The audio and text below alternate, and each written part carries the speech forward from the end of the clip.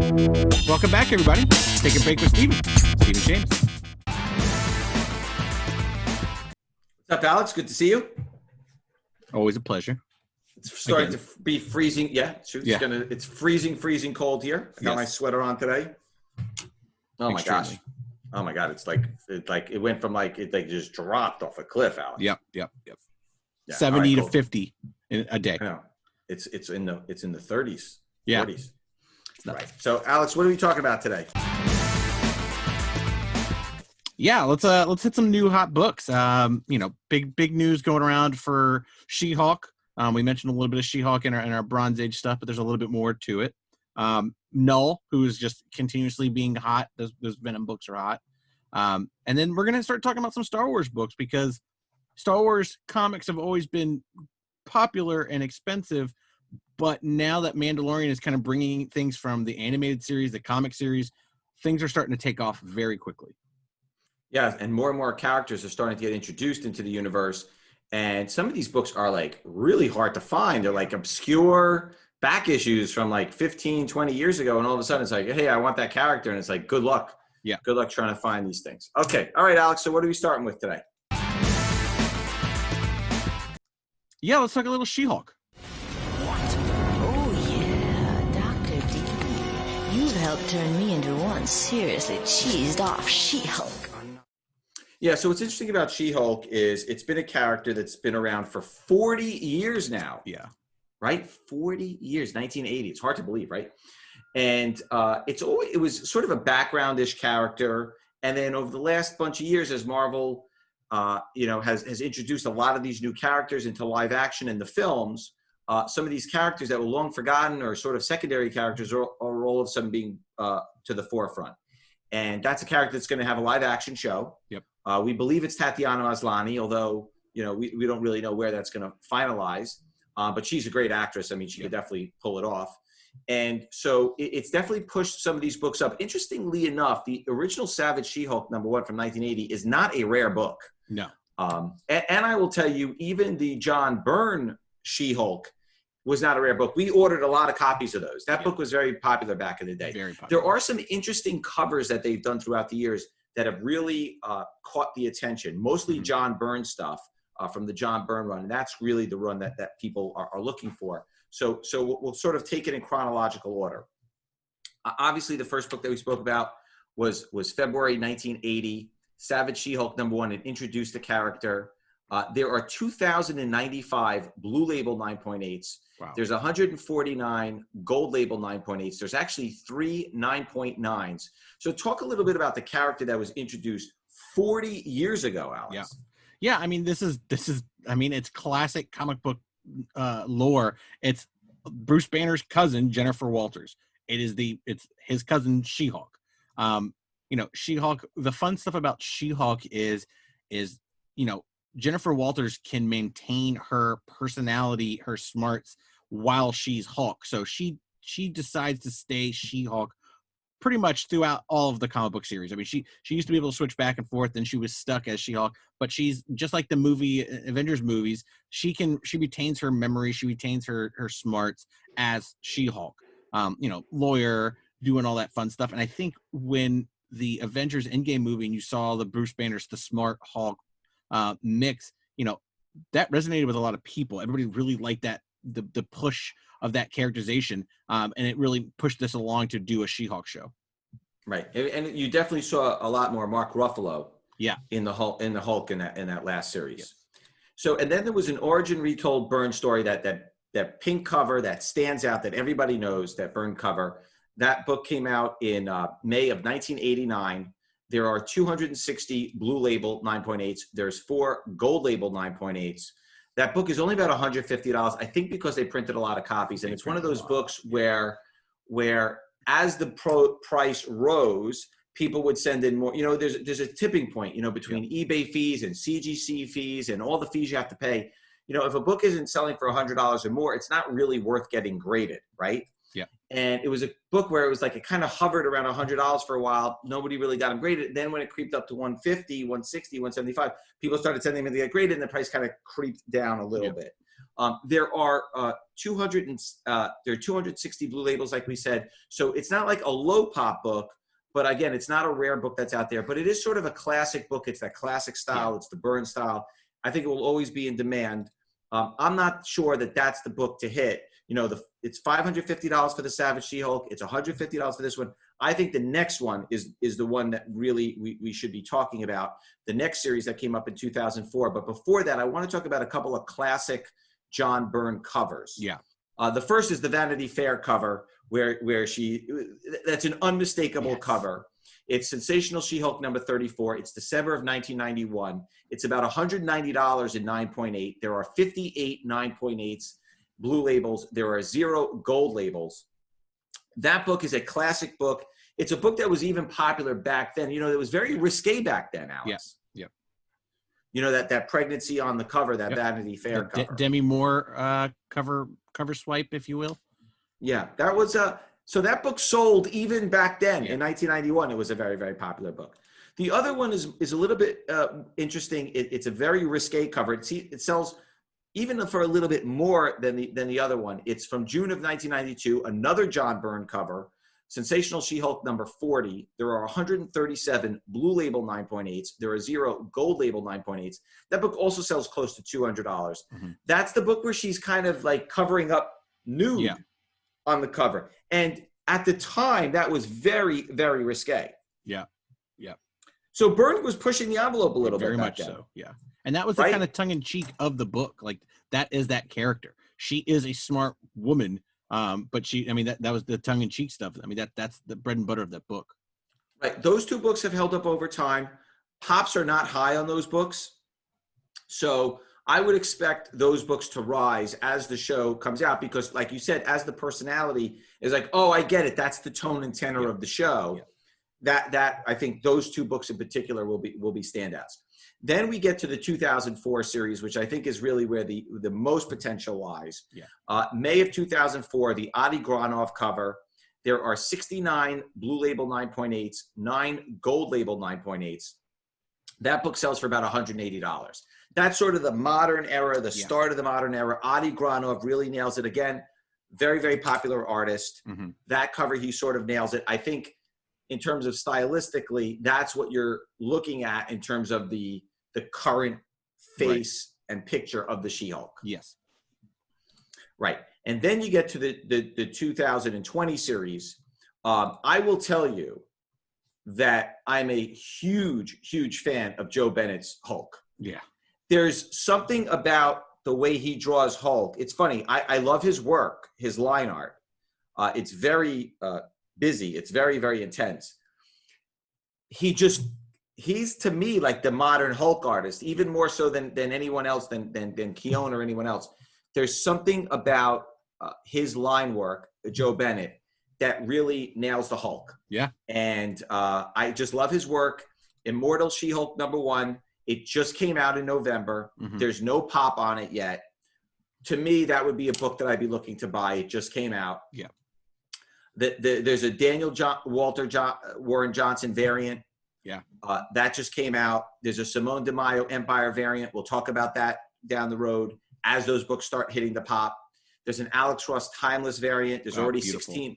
There's already 16 of those. That's part of the Timeless series that everyone's sort of collecting all the different books. There's a sketch variant of all the Timeless series. Yep. So we'll go through that.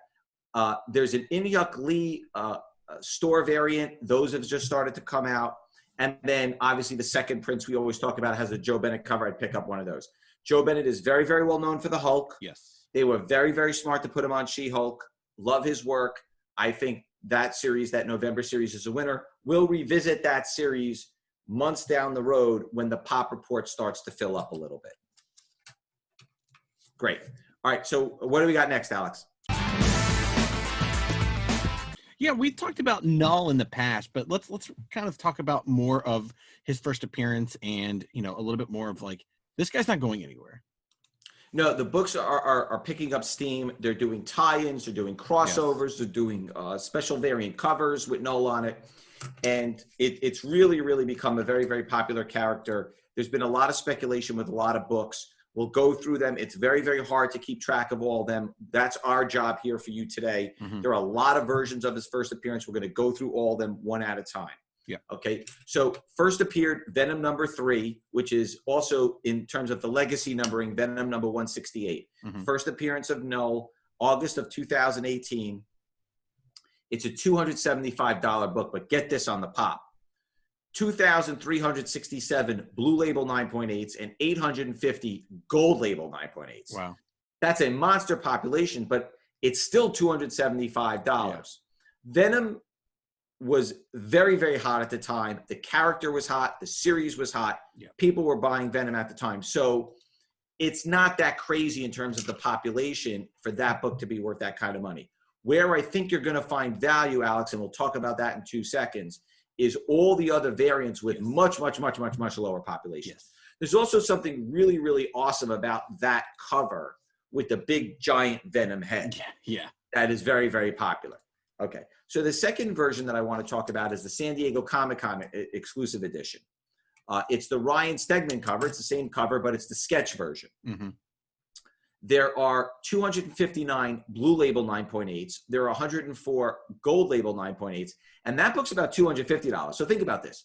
This book has 1/10 the population on blue label and 1/8 the population on gold label. And it sells for $250. It sells for $25 less than the other one. Now, what I will say is this. There is a sketch version of the main cover. The San Diego version, the only difference is it just has the logo on it. Right. So, so aesthetically, it's not as pleasing. Right. So then we get into 3 different Tyler Kirkham versions. They're all very, very cool. They're from Unknown Comics. They just call them A, B, and C. Not very clever, right? But we'll take that for what it's worth. Variant A is 113 blue label 9.8s, 45 gold label 9.8s. Those sell for about $150. That's the regular color version. Then version B is a black and white virgin edition with no trade dress. There are only 48 blue label 9.8s and 40 gold label 9.8s. That's about a $250 book. So it's half the pop on the blue labels of version A. Then the third version is a virgin version of the color version.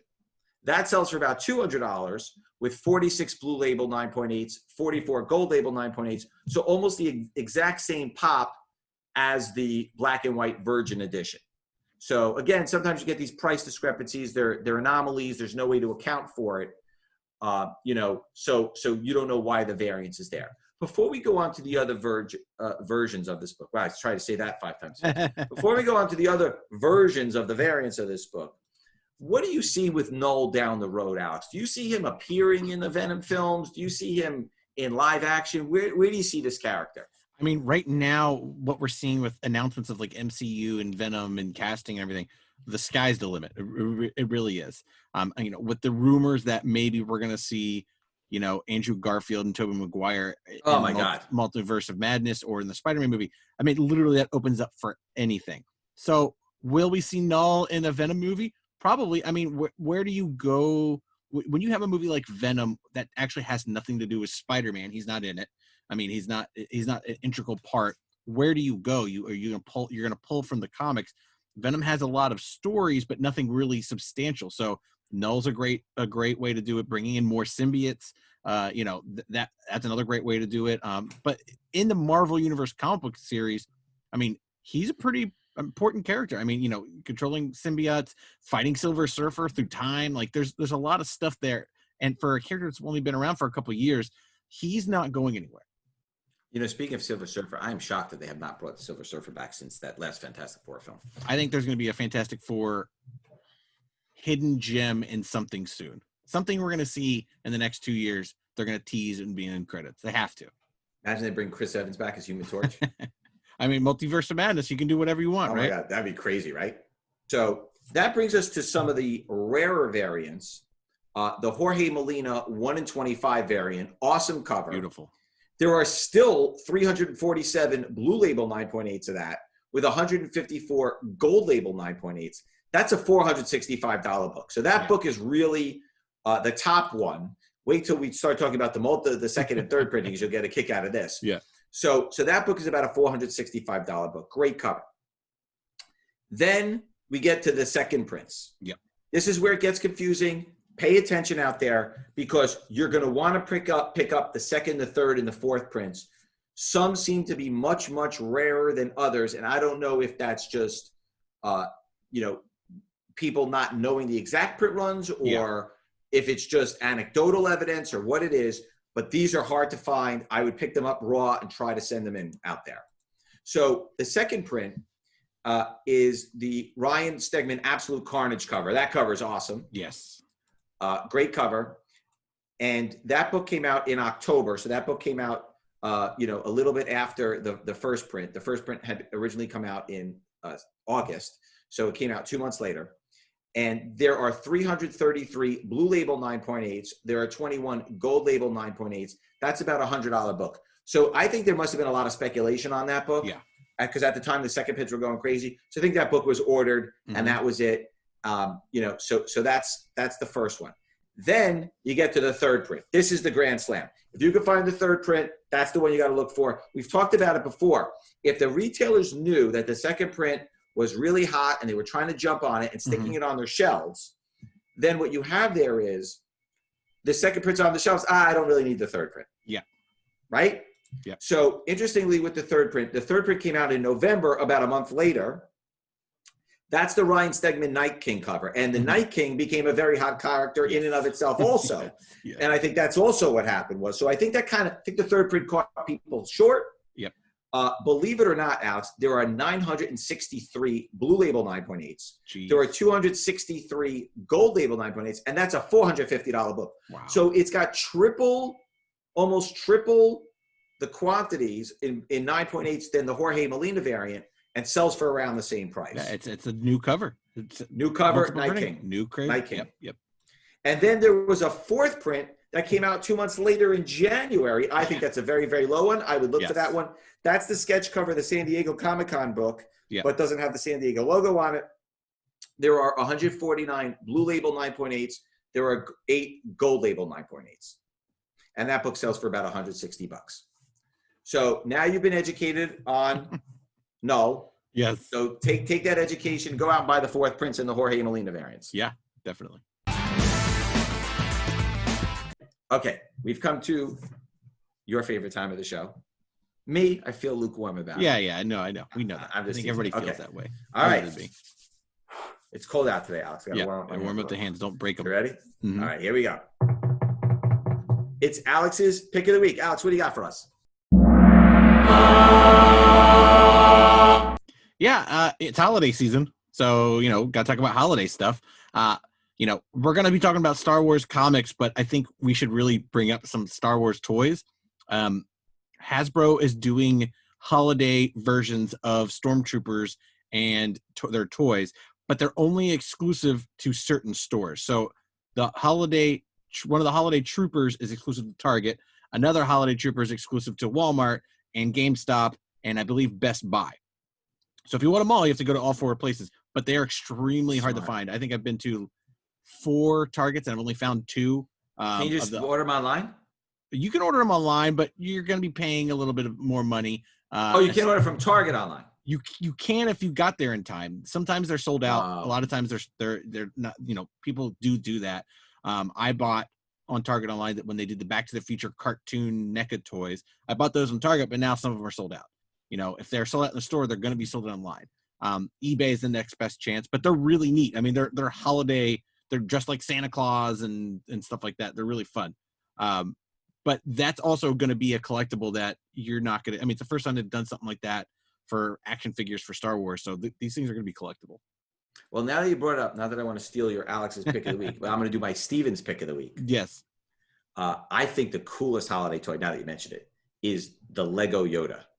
Baby Yoda. The Lego, yeah. Did you see that? The big one? Yeah. Oh, my God. There's so many child toys out right now. It's crazy. And this thing, came out a year ago, but they didn't make any toys for it because they wanted to keep it a secret. So now everything's rolling out. Oh, my God. That Lego Yoda, baby Yoda, child, whatever, is going to be monster. Yeah. Monster. Okay, good. It's already selling out. The stuff's already selling out. I know, it's great. Okay, what do we got next, Alex? Yeah, let's talk about Star Wars comics. I mean, it's Mandalorian's blowing things up left and right. If you're looking for adventure this summer, escape with Marvel Comics. May the Force be with you as you battle the evil empire in Star Wars. Yeah, so here's a story. Is some characters have appeared in Mandalorian, some are about to appear, some have appeared. So we're going to go through a few different characters that have been picking up lately. And reading you some of these prices, your eyes are going to pop out of your head. Some of them have been announced for live action. Some of them have been announced Mandalorian. Some have been announced for this and that. And what we're going to try to do is I think we're going to try to make this an ongoing feature of the show, because literally, Alex, they will announce a new character on a new live action, or it appears on Mandalorian, and boom, it like blows up like crazy. Yeah. It's so like a lot of these have been popular books or books that collectors have been buying. But once it goes from comic book or cartoon only to live action, it really cements those characters, and then the prices go crazy. Right. So we're going to talk about a couple of them today. Yep. The first one I talk about is the one that we saw in episode 3, which was Katee Sackhoff's character of Bo-Katan. I hope I say this right. Kryze. Kryze. Yeah. Bo-Katan Kryze. Okay. Katee Sackhoff is awesome. Yes. There's only one real appearance of this character, and this book is impossible. Yeah. Impossible. Get a raw copy. Doesn't matter what condition it's in. Yeah. Exactly. Doesn't matter. Yep. If you can find one, buy it. Doesn't matter. 9.4, 9.6, 9.2. Doesn't matter. Yep. So Star Wars: The Clone Wars, Defenders of the Lost Temple, Alex. March of 2013 from Dark Horse. It's not even a numbered book. There are 4 blue label 9.8s, 0 gold labels. That's going to be a book for Katee to sign when shows are signing come back. The last one sold for $1,200. I don't know if you're going to see another one. Talk a little bit about that character. Where did it come from? Like, what's going on? Bo-Katan is a pretty popular character in the Clone Wars animated series, which just re-ended. You watch with Disney Plus. They finished the last season on Disney Plus. She was heavily in it. She's been it. Katee Sackhoff is the voice actress of Bo-Katan in the animated series. So this is the first time I think you've ever seen a voice actress playing the actual character in a live action TV show. It's a new thing. It's crazy. It's bonkers. She was very popular. Her sister Duchess Satine in the animated series was like the ruler of Mandalore. There's rumors that Satine and Obi-Wan had a relationship at some point. Like, this is Bo-Katan is a very well-known character, and for her to show up in the Mandalorian as live action just blew people's minds. Yeah. So and also I'll tell you, I was most excited to see Sasha Banks. Yeah. Yeah. And they actually legit used boss. How great was it to see her in this and what was interesting also, what they did with her is they actually used her real name in the credits, because when I first saw it, I was like, wait a second, is that Sasha Banks? And then at the end in the credits they're like Mercedes Varnado, and I'm like, oh, that's interesting that she chose to use her real name, not her stage name. But I thought she was pretty clever. I mean, the whole deal with the soup and the worm. I mean, for her to play a Mandalorian was perfect casting. Yeah, that was great, right? Yeah. So I actually really, really enjoyed it. I think she did a great job. I'd like to see a little bit more of her. Yeah. And see where that goes. Okay, so the next one we'll talk about is Dr. Aphra. Okay, talk a little bit about the character Dr. Aphra, Alex. Yeah, Dr. Aphra. When Marvel started producing Star Wars comics again, when Disney bought Marvel and Star Wars, one of the first new characters was Dr. Aphra in the Darth Vader comics. And to boil it down, she is a bad Indiana Jones, and she also has 2 droids who look like C-3PO, BT-1, and R2-D2 000, who are murder droids. They are they're the complete opposite of C-3PO and R2-D2. And the character got really popular in the Darth Vader comics. She got her own series. The series also extremely popular. She's been in books. She's had her own action figure, and they, there's rumors that she's getting her own either animated or live action Disney Plus series, because she is a super popular character in the comic books. Got it. So right now, again, these prices are pretty nutty. Yeah. And some of them you can't find. So May of 2015 was the first appearance. Darth Vader #3. Yep. Adi Granov cover. It's about a $350 book, not a low pop book. 1,446 blue label 9.8s, and 118 gold label 9.8s. And we talk about this all the time. Is for a book with those kind of pops, to get that kind of money is very, very difficult. As you've seen the other books that we've spoken about today, like to get to $350, $400, $450, the pops are 40 and 50 and 70 and 100 and 200. Like, you know, we do about 1,440 pop. Like, it's not like it's a rare book. So that's an interesting one. The next book is the Aaron Cooter 1 in 25 variant. Good luck. You can't even buy them raw. Can't even find them raw. That was a highly printed book. I mean, these the Darth Vader books, very high printed. The first issue of that, Darth Vader Star Wars, and I believe there was one more book, Princess Leia, that came out at the same time. For the first 3 books of the Marvel Star Wars. This is number 3. So when you're a store ordering books, you order number 1 and you order about 60 to 70% of your number 1 orders. And that's a high amount of ordering. That is not a low print. And what's interesting, and I think we're starting to see this with the Star Wars collectors, is that even with the pops being what they are and the books selling for what they are, I think there's a lot of personal collections on these things where the books don't come to market. So for instance, I could not find any recent sales on the Aaron Cooter variant. Yet, there are 257 blue label 9.8s and 6 gold label 9.8s.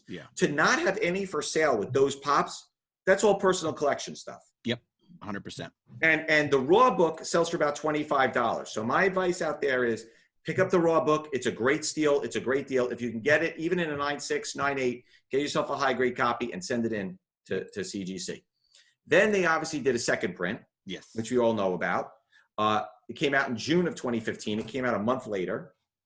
And there are 102 blue label 9.8s and only 2 gold label 9.8s. That book only sells for $200. I think if you could find a second print, try to buy one. As we've seen with the other ones, that's got a very low pop, very low print run, can't find it. And then the third print, came out in August of 2015. There are 25 blue label 9.8s, 0 gold label 9.8s. That book sells for $280 if you could find one. And then the fourth print also came out. That book sells for about $400, and there's 25 blue label 9.8s and 0 gold label 9.8s. Bananas. So you're really looking at very, very low pops on the third and the fourth prints. If you can find them, buy them raw. They're not that expensive. We're telling you to go out there. You get it graded, and I think you can kind of name your. I mean, $400 for a fourth print. I mean, Alex, I think you can find those in $1, $2, but I don't think that those have been pulled out. Speculation. Nothing officially has been announced. Nothing's been filmed. So this is people just thinking it's going to. Once it does hit, those prices are going to go up at least 25, 40%. Right. All right, Alex, I think it does it for today. I think we'll continue the Star Wars stuff next week. We have a few more names to go over. And as the series progresses, we'll do some more and more of these. So it's great. We hope everybody has a great holiday season. We'll be on back next week. And we'll see you next week. Same bat time. Same bat channel.